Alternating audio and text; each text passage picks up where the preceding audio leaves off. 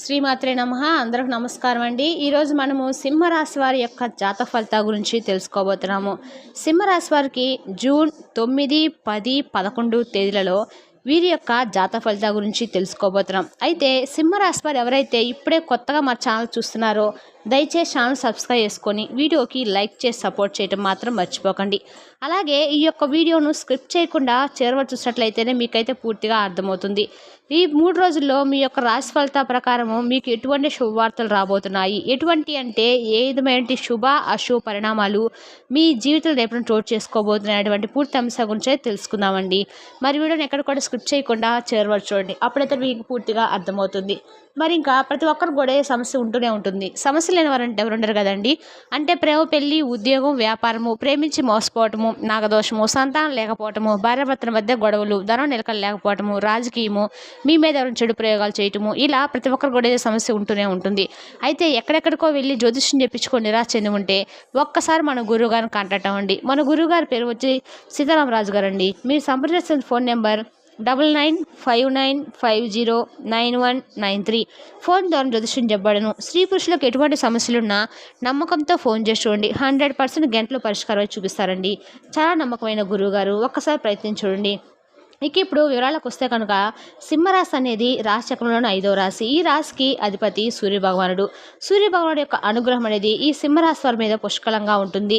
సూర్యభగవాను యొక్క ఆశీర్వాదం వలన వీరికి జీవితంలో చాలా వరకు కూడా అదృష్టం అనేది ఉంటుంది. కానీ మనం చేసుకునే పనులు బట్టే ఉంటుంది ఏదైనా సరే. అలాగే వీరి జాతక పరంగా వీరి కష్టాలు అనేవి కూడా చాలా గట్టిగానే వస్తూ ఉంటాయి.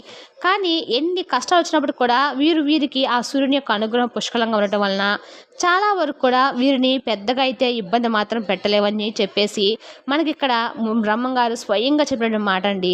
మనకి ఏదైనా సరే పెద్ద పెద్ద మహానుభావులు ఏ మాట కూడా ఊరికే చెప్పరండి. సింహరాశి వారు అంటేనే మీరే చూడండి, సింహం అన్న మాట రాశి చక్రంలోని 5వ రాశి. అంటే 5 అని అంటేనే అదృష్ట సంఖ్యగా మనం ఇక్కడ చెప్పుకోవచ్చు. అలాగే లక్ష్మీదేవికి ఎంతో ఇష్టమైనటువంటి సంఖ్య, శివుని యొక్క అనుగ్రహం కూడా పుష్కలంగా మీ మీద ఉన్నటువంటి రాశి. అంటే శివునికి ఎంతో ఇష్టమైనటువంటి రాశి ఈ సింహరాశి. వీరు అడవిలో చూడండి ఎన్నో రకాలైన జంతువులు ఉంటాయి. పులులు ఉంటాయి, నక్కలు ఉంటాయి, గుంట నక్కలు, తోడేళ్ళు, ఏనుగులు, ఇలా ఎన్నో రకాలుగా ఉంటాయి. కానీ ఇన్ని జంతువులు ఉన్నప్పటికీ కూడా అడవికి రారాజుగా చెప్పాలంటే మాత్రము అది కేవలము సింహరాశి మాత్రమే. ఎందుకంటే సింహానికి ఉన్నటువంటి ధైర్యం కానీ, సింహానికి ఉన్నటువంటి తెలివితేటలు కానీ, సింహానికి ఉన్నటువంటి గర్వము, పొగరు, ఇలా ప్రతిదీ కూడా సింహంలో చాలా గొప్ప లక్షణాలుగా ఉంటాయి. అయినా అన్నిటికీ మించి ధైర్యం కూడా ఉంటుంది. చూడండి ఎక్కడ కూడా తగ్గకుండా అడుగులు ముందు వేయటమే తప్ప వెనక్కి వేయడం అనేది ఈ సింహం యొక్క చరిత్రలోనే ఉండదని చెప్పొచ్చు. అదిగాక ఈ సింహరాశి అంటేనే రాజులన్నింటిలో కల్లా రారాజని, అడవిలో పెద్ద రాజు అని కూడా మనము చెప్పుకోవచ్చు.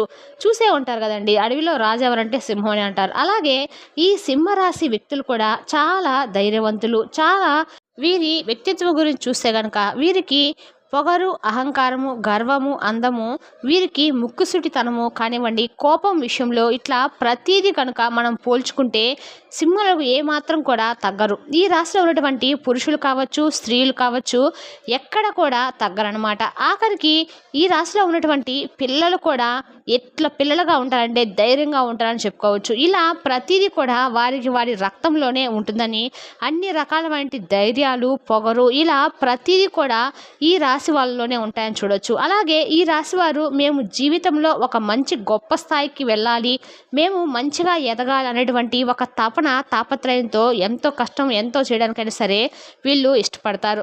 అంటే మేము జీవితంలో మంచిగా సంపాదించాలి, మాకు డబ్బు అనేది చాలా అవసరము, తరతరాలు కూర్చొని తిన్నా కూడా తరగని సంపద మాకు రావాలి, మా కుటుంబం మేము ఎప్పుడు కూడా సంతోషంగా ఉండాలి, మా తల్లిదండ్రులను బాగా చూసుకోవాలి, అంటే వారి శ్రేయస్సు, సంతోషము మరియు అవసరాలను శ్రద్ధగా చూసుకోవాలని చెప్పి వారి ఆరోగ్యానికి అవసరమైనటువంటి సహాయం అందించడము, మేము నలుగురిలో ఎక్కడున్నా ఒక మూలన కాకుండా నలుగురిలో గొప్పగా ఉండాలి, ముందుండాలి, ఫలానా వారంటేనే ఒక మంచి పేరు ప్రతిష్టలు, సమాజంలో ఒక మంచి హోదా, గౌరవము, ఒక మంచి స్టేటస్ ఉండాలి అని చెప్పేసి కోరుకునేటువంటి వ్యక్తులుగా ఈ రాశి వారిని మనము చూడొచ్చు. వీళ్ళు అంత గొప్పగా అయితే మెసేజ్ చేసుకుంటూ ఉంటారు. వీరికి ఏంటంటే 20 సంవత్సరాల వయసు కూడా వీరి జీవితంలో ఎన్నో రకాలైన కష్టాలను చూశారండి ఈ రాశి వారు. ఎందుకంటే అవన్నీ చూడబట్టే మీరు ఎంత స్ట్రాంగ్‌గా తయారయ్యారంటే, వీరి జీవితంలో చిన్న వయసు నుంచి కూడా డబ్బుకు సంబంధించినటువంటి ఇబ్బందులు కానివ్వండి, పరిస్థితులు క్రియేట్ చేసినటువంటి బాధలు, కొన్ని అయితే మనుషులు సృష్టించినటువంటి బాధలు, మనుషులు చేసినటువంటి అవమానాలు అనేవి గట్టిగా వీరి గుండెకు తగిలాయి. అందుకే అలాగే వాటి వల్ల ఏంటంటే వీరు ఎన్నో బాధలు, ఎన్నో అనుమానాలు ఎదుర్కొంటూ ఉన్నారు. వీరి జీవితంలో మనిషికి ఎంతైనా సరే డబ్బు అనేది ఒక రేంజ్‌లో ఉండాలి. కాబట్టి అలాంటి డబ్బును మనం సంపాదించాలి. ఏదైనా సరే ప్రతీది కూడా మనం డబ్బుతో ఏదైనా సాధించగలమో, ఏదైనా కొనగలమో, కొండ మీద కోతైనా సరే తీసుకువచ్చేటువంటి శక్తి ఒక డబ్బుకు మాత్రమే ఉంటుందని వీరు భావిస్తూ ఉంటారు. అందుకే వీళ్ళు అలాంటి ఆ హోదాతనము, ఆ హుందాతనము మాకు కూడా రావాలి. జనం మమ్మల్ని ఇంతగా అవమానించారు, వారికి మనం బుద్ధి చెప్పాలి. వీరు చిన్న వయసులో చాలా రకాలైనటువంటి ఇబ్బందులు ఎదుర్కొని ఉండి ఇవాల్టి రోజున వాళ్ళు ఎంత స్ట్రాంగ్‌గా తయారయ్యారనమాట. అలాగే అంత పట్టుదలతో కూడా వీళ్ళు సంపాదిస్తారు. ఒక మాటలో చెప్పాలంటే కనుక 30 సంవత్సరాలు వచ్చినప్పటి నుంచి కూడా వీరికి బ్రహ్మాండంగా ఉంటుందని చెప్పుకోవచ్చు. అంటే వీరి యొక్క ప్లానింగ్ గాని, వీళ్ళ ప్రణాళిక గాని ఇన్ని కూడా వీళ్ళు చేసిన కష్టానికి తగినటువంటి ఆ రిజల్ట్ ఇప్పుడైతే వస్తుందని తెలుసుకోవచ్చు. ఈ రాశి వ్యక్తులు కూడా వారి జీవితంలో చిన్నప్పటి నుంచి చాలా రకాల పడి లేచి నేర్చుకున్నటువంటి అనుభవాలు చాలా ఉన్నాయని చెప్పుకోవచ్చు. ఆ అనుభవాలు జనాలు నేర్పినటువంటి పాఠాలు అవన్నీ వాళ్ళు మంచి పట్టుదలతో తీసుకొని వాళ్ళు కష్టపడి మంచి స్టేజ్‌కి అయితే రాగలిగారని చెప్పుకోవచ్చు. అంటే మంచి సక్సెస్‌లో ఉంటారనమాట. అసలు అంతకుముందు ఏమీ లేని వాళ్ళు కూడా ఏంట్రా బాబు ఇంత సంపాదించారు, ఏం చేశారు, అసలు వీరికి ఇంత అదృష్టం ఎలా వచ్చింది, ఇంత టాలెంట్‌గా ఉన్నారని చెప్పేసి జనం కూడా ముక్కును వేలేసినట్టుగా వీరి యొక్క సంపాదన కానివ్వండి ప్రతిదీ కూడా బాగా కలిసి వచ్చి ఒక మంచి స్టేజ్‌లో అయితే ఉంటారు. ఎవరైతే వీరిని అవమానించారో అలాంటి వారే వీరి దగ్గరకు వచ్చి అంటే వీరి యొక్క ఆ శక్తి సామర్థ్యాలను వీరి పట్టుదలతో జీవితంలో ఎదిగినటువంటి ఆ ఎదుగుదలని వీటన్నిటికి కూడా గుర్తించి వీరి దగ్గరకు వచ్చి అంటే వీరి యొక్క ఆ శక్తి సామర్థ్యాలను వీరి పట్టుదలతో జీవితంలో ఎదిగినటువంటి ఆ ఎదుగుదలను వీటన్నిటిని కూడా గుర్తించి వీరి దగ్గరకు వచ్చి వీరి సహాయ సహకారాల కోసము ఎదురు చూస్తూ ఉంటారు. ఇలా వీరి దగ్గర చేరేటువంటి అవకాశం అనేది ఉంది కాబట్టి వీరేంటంటే అలా ఎవరైతే మిమ్మల్ని మీరు ఇబ్బందులు కష్టాల్లో ఉన్నప్పుడు ఎవరైతే మిమ్మల్ని అవమానించారో అలాంటి వారి దగ్గరకు వచ్చారు కదా అని చెప్పేసి హక్కును చేర్చుకోకుండా వారిని ఎంతలో ఉంచాలో అంతలోనే ఉంచేసేయండి. అలాంటి వ్యక్తులను పక్కన పెట్టేసేయండి. ఇప్పటికైనా సరే అంటే చిన్న వయసులోనే తెలిసి తెలియక ప్రతి ఒక్కరిని గుడ్డిగా నమ్మి ఉండవచ్చు. అలాంటి దానివల్లే మీరు ఎన్నో రకాలైనటువంటి సమస్యలను ఫేస్ చేశారు. కానీ ఇప్పుడు పొరపాటును కూడా మళ్ళీ అలాంటి పొరపాటు అనేది చేయవద్దు. ఇప్పుడైనా సరే ఎవరిని ఎంతలో ఉంచాలో, ఎవరిని ఎక్కడ ఉంచాలో అక్కడే ఉంచేసేయండి. ఏదైనా కష్టం కానివ్వండి, ఏదైనా అంటే చెప్పుకోలేని బాధలు ప్రతి మనిషికి ఎంత కోటీశ్వరుడైనా కానివ్వండి, చెట్టు కింద ఉండే వాళ్ళ దగ్గర నుంచి కారులో తిరిగే కోటీశ్వరుడి దాకా కూడా ప్రతి ఒక్కరికి కూడా ఎవరికి తగ్గ ఫలితాలు వారికి ఉంటూనే ఉంటాయి. చిన్న చెట్టుకు చిన్న గాలి, పెద్ద చెట్టుకు పెద్ద గాలి అన్నట్లుగా ప్రతి ఒక్కరికి కూడా కష్టాలు అనేవి ఉంటాయి. అలాంటివి కష్టానికి ఏంటంటే చుట్టూ ఉండేటువంటి ఫ్రెండ్స్ని వాళ్ళని వీళ్ళని బాగా మాట్లాడుతున్నారు, నమ్మకంగా ఉన్నారని చెప్పేసి మనం ఏంటంటే చిన్న పొరపాటు చేస్తూ ఉంటాము. ప్రతిదీ చెప్పుకొని పర్సనల్ విషయాలతో చెప్పుకుంటూ ఉంటాం. అలా చెప్పినప్పుడు ఏంటంటే అది ఇప్పుడు ఈరోజు ఉన్న మంచి అస్సలు రేపటిదాకా ఉండదు. కాసేపటికి ఏం జరుగుతుందో మనకి తెలియదు. జనాల బుద్ధులు అనేవి క్షణానికి ఒక రకంగా మారుతూ ఉంటాయి. కాబట్టి ఇవాళ మంచి ఉండొచ్చు, కానీ రేపు మీ మధ్య పరగావచ్చు. ఎవరైనా మూడో వ్యక్తి వల్ల ఏదైనా సమస్య రావచ్చు, నిందలు పాలైపోవచ్చు. కాబట్టి అలాంటివి చెప్పుకొని ఉన్న మాటలు రేపటి రోజున వాటి వల్లే మనం ఎక్కువగా ఇబ్బంది పడేటువంటి అవకాశాలు అయితే ఎక్కువ వస్తాయి. అందుకని ఎవరినంత అంతవరకు ఉంచండి. మన జుట్టు తీసేసి వాళ్ళు చేతిలో పెట్టినట్టుగా కాబట్టి ఇప్పుడు కూడా అలాంటి పర్సనల్ మాటలు బయటకు వాళ్ళకి ఎవ్వరు కూడా చెప్పవద్దు. ఏదైనా ఉంటే మీ భార్యాభర్తలు ఒకరినొకరు లేదా మీ తల్లిదండ్రులు చెప్పుకోండి. ఆఖరికి మీ తోడబుట్టిన వాళ్ళకి కూడా చెప్పుకోవద్దు అని అంటానండి. ఎందుకంటే ఈ రోజులో మనం ఎదుగుతుంటే చూడలేని వాళ్ళలో ముందుండే వాళ్ళు ఉన్నారు. అందరినీ అనట్లేదు, అందరూ అలా ఉంటారా అని నేను ఇక్కడ చెప్పలేదు. కొంతమంది మాత్రమే అలా ఉంటారు. తోడ పుట్టిన వాళ్ళలో కూడా అక్కా చెల్లెళ్ళు, అన్న తమ్ముళ్ళు బాగుంటే చూడలేని వాళ్ళు ఎంతోమంది ఉన్నారు. ఒకరినొకరు బాగుపడుతుంటే చూడలేక, ఓర్వలేక ఏదో ఒకటి కష్టాలు నష్టాలు చేసి ఇబ్బందులు పెట్టేవాళ్ళు ఎంతోమంది ఉన్నారు. అలాగే ఫ్రెండ్స్లో కూడా ఉన్నారు, బంధువుల్లో కూడా ఇలాంటి వాళ్ళు ఎక్కువే ఉన్నారు. కాబట్టి అలాంటి వారితో మీరు చాలా జాగ్రత్తగా ఉండండి. ఈ రాశి వారికి ఈ 3 రోజుల్లో కూడా ఎంతో అనుకూలంగా ఉంటుంది. చేపట్టిన పనుల్లో విజయం అయితే సిద్ధిస్తుంది. ఎటు వెళ్ళినా కూడా అదృష్టమే కలిసి వస్తుందని చెప్పుకోవచ్చు. కాబట్టి ఈ 2 రోజుల్లో మీరు భయపడాల్సిన అవసరం అయితే లేదు. అలాగే ఈ రాశి వారికి కొంచెం ఇబ్బందులు ఉన్నాయండి. అంటే ఎవరినైనా పరాయి స్త్రీలు కొంచెం ఎక్కువగా మీ మీద ఇంట్రెస్ట్ చూపించడము, అంటే మీ వైపు తదేకంగా గమనించడము, ఇలాంటివి చేస్తుంటే వారిని దూరంగా పెట్టండి.